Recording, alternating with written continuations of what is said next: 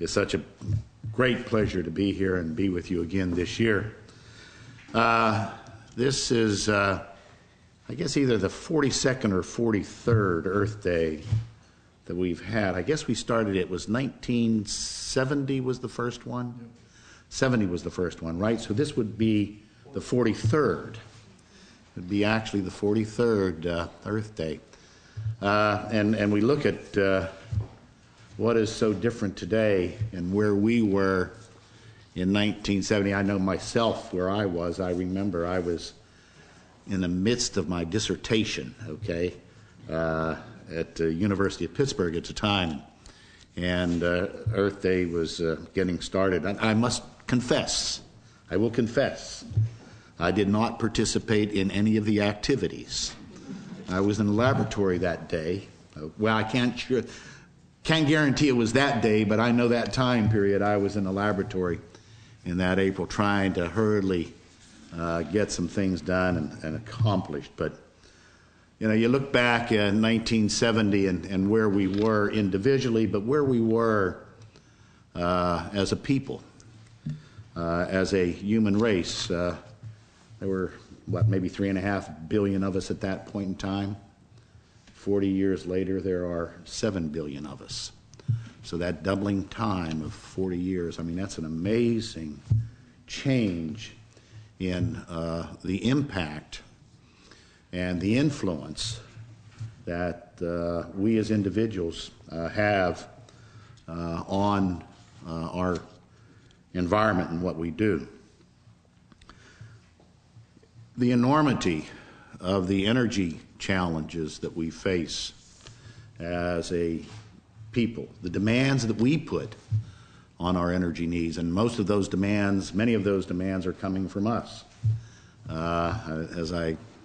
Many of you have heard, some of you have heard me say many, many times, I love that big flat screen TV too. Okay, it was fun to watch the NCAA's basketball games on that big flat screen TV.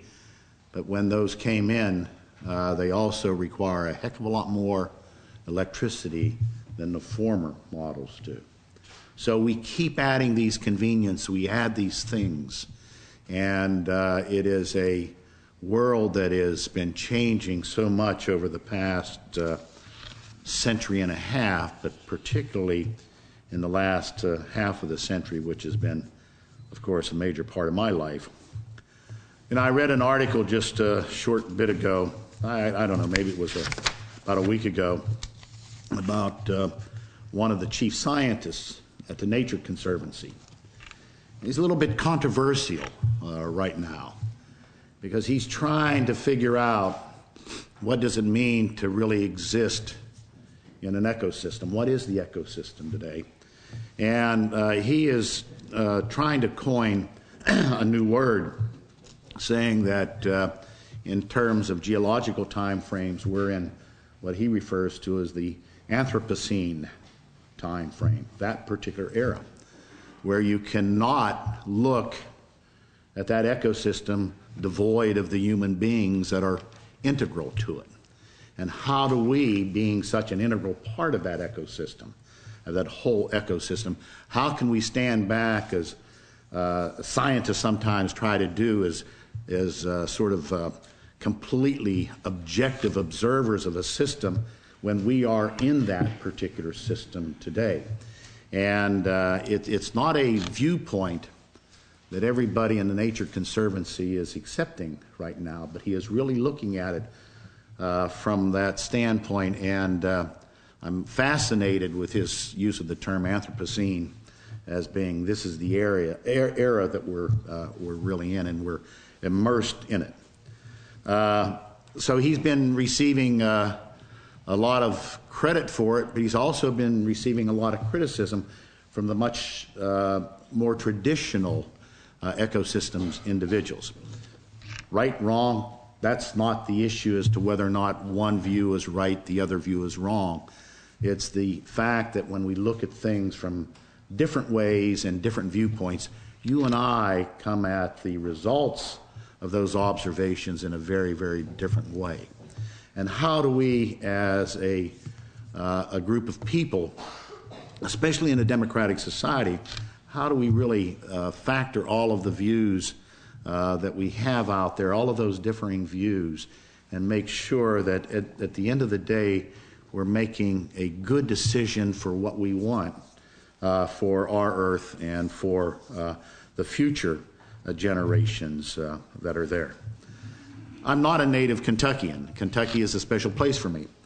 I joke with the governor sometimes that he doesn't have any choice. He has to love Kentucky. He was born here. He was born down in Dawson Springs, down West Kentucky. Not all the way in western Kentucky, but getting down pretty close there. And I joke with him, I said, Governor, you don't have a choice. You're supposed to love Kentucky. I said, I have the privilege of loving Kentucky because of I've adopted Kentucky as my home state. We've lived here about 25 years on 2 separate occasions, and I left I took a vacation for about 15 years, but my wife and I always knew we were coming back to Kentucky. And it's not because we were leaving Pittsburgh. It wasn't that, because our families are rooted there. They're there, the nieces, nephews, brothers, sisters, and all of that. But this is home to us. This is home to our children. They were raised here. They don't all live here. Some of them do, but we always have come back to Kentucky, and we really enjoy the beautiful state and commonwealth that we have. So it is a privilege for me to be able to consider this home. I don't have that same obligation that Governor Beshear does, but I can tell you it's a genuine love on his part anyway.